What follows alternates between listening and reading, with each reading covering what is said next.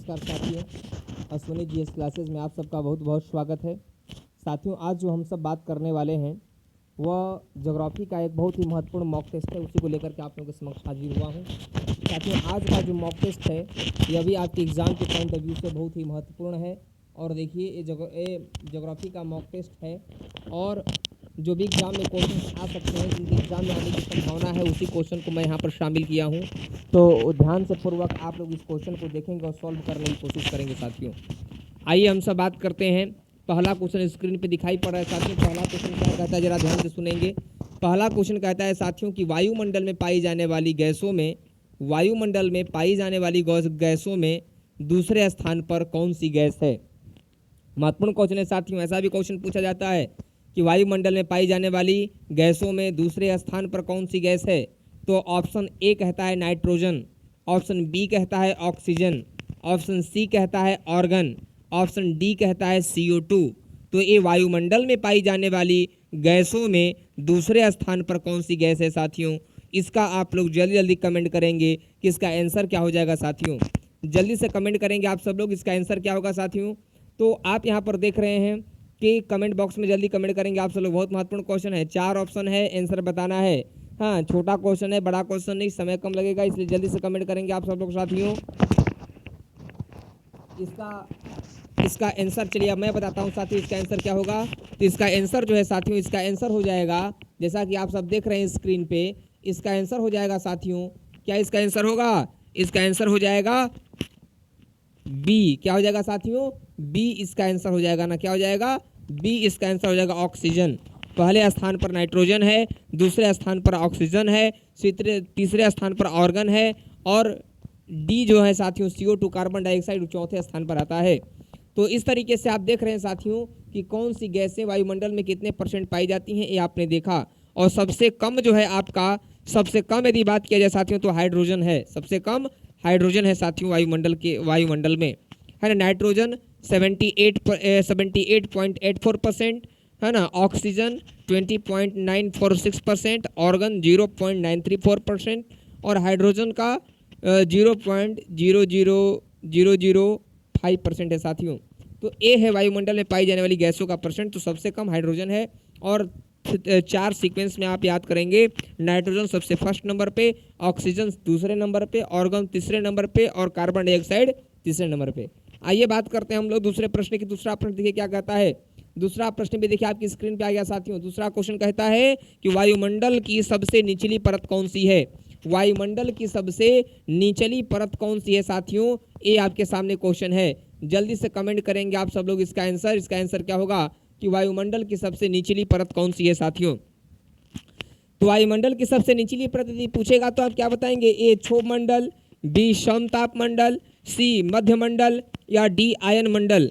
क्या आंसर होगा साथियों, जल्दी से कमेंट करेंगे आप सब लोग इसका आंसर कि क्या इसका आंसर होगा साथियों कि वायुमंडल की सबसे निचली परत कौन सी है।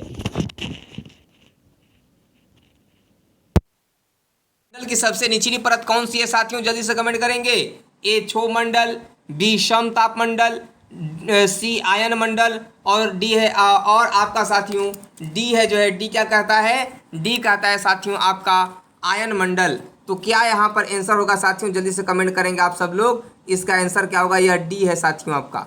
समझ गए? तो क्या होगा, जल्दी से कमेंट करेंगे। इसका आंसर हो जाएगा साथियों, सब वायुमंडल की सबसे निचली परत कौन सी है। तो सबसे निचली परत जो वायुमंडल की है साथियों वह कौन सा है, तो वह आंसर हो जाएगा आपका ए क्षोभ मंडल हो जाएगा साथियों। क्या हो जाएगा, क्षोभ मंडल हो जाएगा साथियों।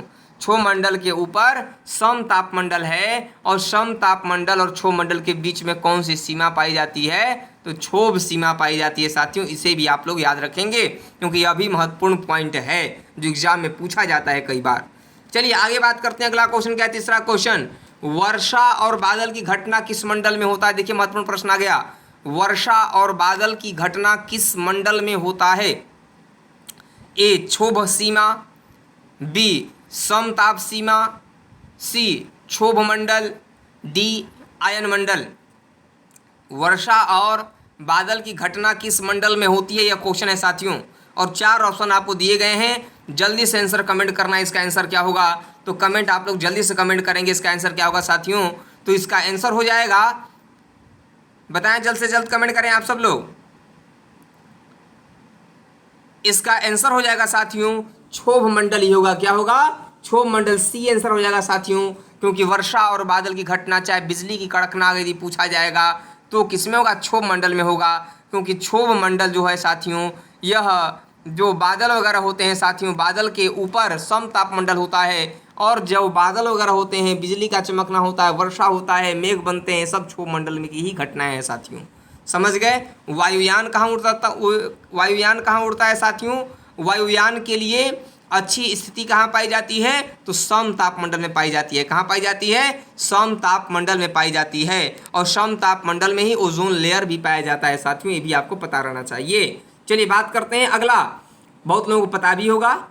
चौथा प्रश्न देखिए क्या कहता है साथियों। चौथा प्रश्न कहता है कि ब्लैक रोलर, ब्लैक रोलर एक गर्म एवं धूल भरी पवन है।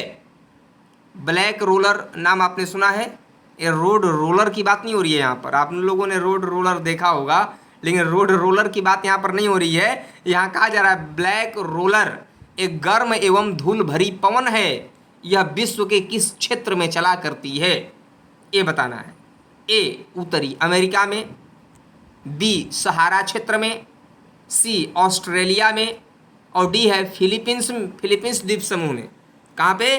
फिलीपींस द्वीप समूह क्षेत्र में कहाँ पे चला करती है ब्लैक रोलर? तो ये ध्यान देंगे आप लोग। क्या पूछा जा रहा है? ब्लैक रोलर जो है आपका, जो पवन है गर्म एवं धूल भरी पवन, क्योंकि इसके रास्ते में जितने भी लोग आते हैं, बालू रेत भरी पवन है, यह ढक देता है सबको।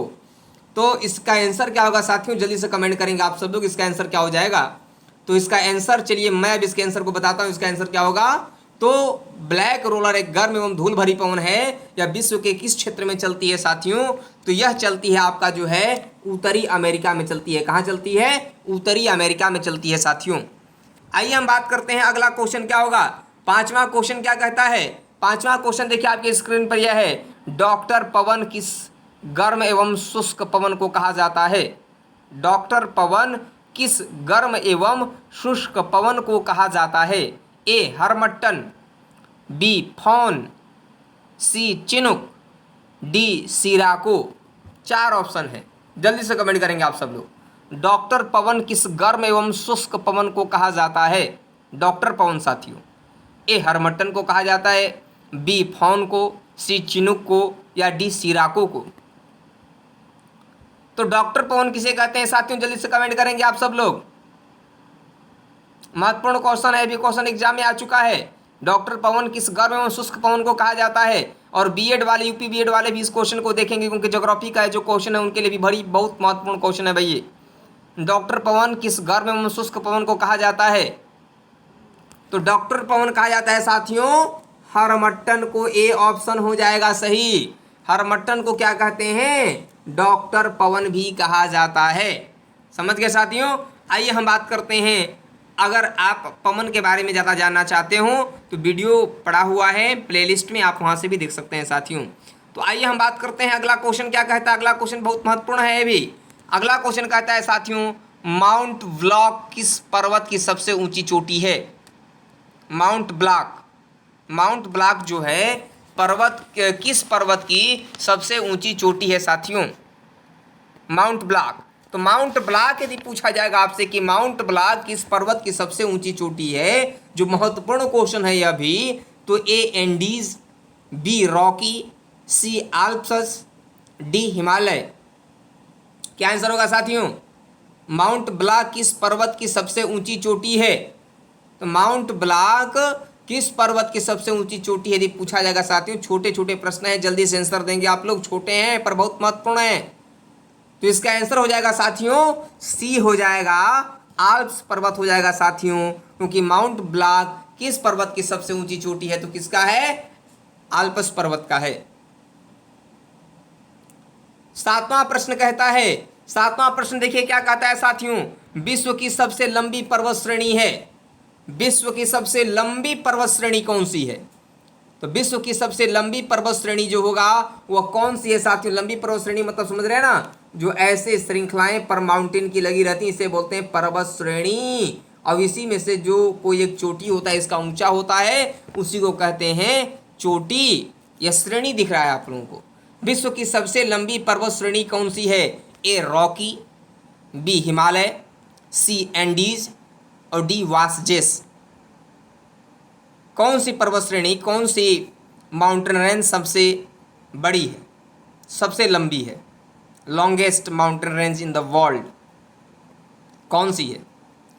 इसका आंसर हो जाएगा साथियों, सबसे विश्व की सबसे लंबी पर्वत श्रेणी कौन सी है यदि पूछा जाएगा तो इसका आंसर हो जाएगा सी, हो जाएगा साथियों सी, एंडीज, जो साउथ अमेरिका में है। कहाँ पे है? जो साउथ अमेरिका में है साथियों, एंडीज पर्वत श्रेणी, एंडीज माउंटेन। समझ गए? आइए बात करते हैं 8वें प्रश्न की ओर चलते हैं हम लोग। 8वां प्रश्न क्या कहता है? 8वां प्रश्न कहता है रॉकी पर्वत श्रेणी की सबसे ऊंची चोटी कौन सी है? रॉकी पर्वत श्रेणी की सबसे ऊंची चोटी कौन सी है साथियों? ए माउंट मैकिनले, बी अकांकागुआ, सी टोबुकल और डी माउंट मिसेल। रॉकी पर्वत श्रेणी की सबसे ऊंची चोटी कौन सी है? माउंट मैकिनले, बी अकांकागुआ, सी टोबुकल और डी माउंट मिसेल। क्या आंसर होगा? जल्दी से कमेंट करेंगे आप सब लोग इसका आंसर भी। भाई इसका आंसर क्या होगा? तो रॉकी पर्वत श्रेणी की सबसे ऊंची चोटी कौन सी है? रॉकी पर्वत श्रेणी यदि पूछा जाएगा तो रॉकी पर्वत श्रेणी की सबसे ऊंची चोटी कौन सी है? तो क्या हो जाएगा साथियों?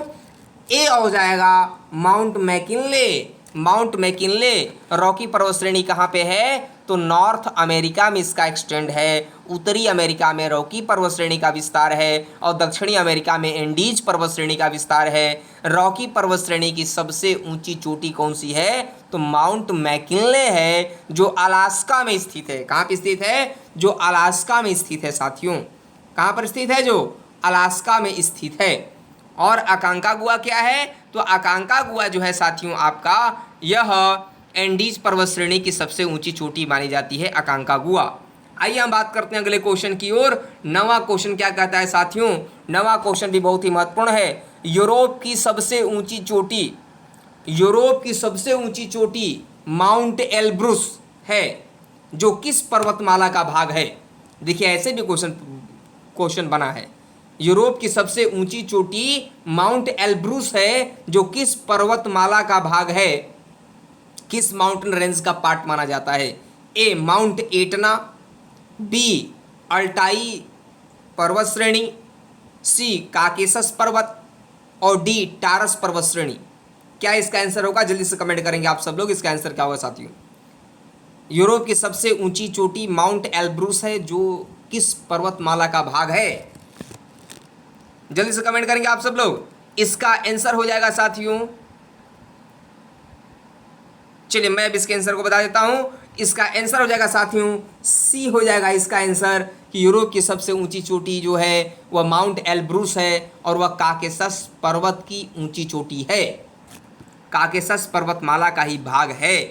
आइए बात करते हैं साथियों। 10वां प्रश्न महत्वपूर्ण है कि अफ्रीका की सर्वोच्च शिखर कौन सी है? अफ्रीका की सर्वोच्च शिखर कौन सी है? तो अफ्रीका की सर्वोच्च शिखर कौन सी है साथियों? ए किलिमंजारो, बी माउंट केन्या, सी फ्यूजियामा, डी माउंट कैमरून। क्या इसका आंसर होगा? जल्दी से कमेंट करेंगे आप सब लोग। अफ्रीका की सर्वोच्च शिखर कौन सी है यदि पूछेगा तो आप इसका आंसर क्या बताएंगे? तो अफ्रीका की सर्वोच्च शिखर कौन सी है साथियों? Kilimanjaro, mount Kenya, Fujiyama, mount Fujiyama, mount Cameroon. क्या होगा इसका आंसर? कमेंट करें जल्दी से आप सब लोग। सारे लोग नंबरिंग कर लिए होंगे, जितने भी नंबर जिसके सही होंगे वे कमेंट बॉक्स में जरूर करेंगे, कितने क्वेश्चन मार्क्स अपना कमेंट जरूर करेंगे। तो अफ्रीका के सबसे सर्वोच्च शिखर कौन सी है साथियों? तो मैं भी इसके आंसर को बताता हूँ, कुछ लोग दे चुके होंगे आंसर। इसका आंसर होगा साथियों ए हो जाएगा, किलिमंजारो हो जाएगा। क्या हो जाएगा? किलिमंजारो अफ्रीका की सर्वोच्च शिखर है। और एशिया की सर्वोच्च शिखर तो आपको पता ही होगा, सर्वोच्च चोटी कौन सी है? एशिया ही नहीं, पूरे विश्व का यदि पूछा जाएगा कि सबसे ऊंची चोटी कौन सी है तो माउंट एवरेस्ट आप बताएंगे साथियों। क्या बताएंगे? माउंट एवरेस्ट बताएंगे। और एशिया की भी सबसे ऊंची चोटी वही है। तो इस तरीके से ये 10 क्वेश्चन का मॉक टेस्ट था आपका। ये वीडियो कैसा लगा साथियों कमेंट बॉक्स में कमेंट जरूर कीजिएगा। और लोगों को शेयर कीजिएगा जिससे कि और लोग भी जुड़ सकें। और आप लोग इसी तरीके से अपने स्नेह को बनाए रखें और आप लोग FB वगैरह पर भी टैग कर दिया करें वीडियो को साथियों।